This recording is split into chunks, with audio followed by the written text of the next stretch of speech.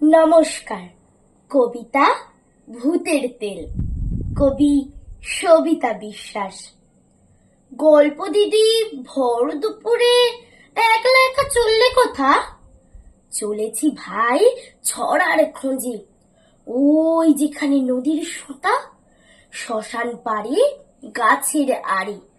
খুঁজতে হবে তাদের বাসা, যে করে হোক লিখতে হবে ভূতের ছড়া দারুণ খাসা। বলছো কি গো, এই বয়সে মরবে নাকি ওদের হাতে? সামনে পেলে মুন্ডু ছিঁড়ে খেলবে ওরা আধার রাতে।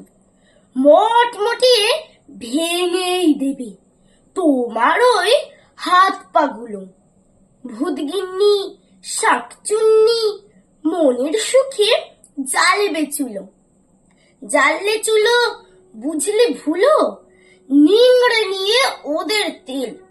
মেছো ভূতের চুপড়ি কেড়ে ভাজবো মাছ, দেখাবো খেল।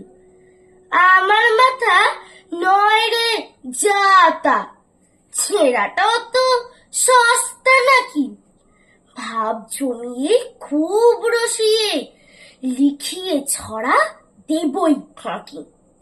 ভুলোর কথা শুনতে যদি ভালোই হতো গল্প দিদি, ভয় হচ্ছে একা পেয়ে তেনারা ধরে মারেন যদি। দূর পাগলা, আমি একলা যাচ্ছি নাকি শ্মশান ধারে? এত মজার ভূতের ছড়া ভূত কখনো লিখতে পারে? নমস্কার।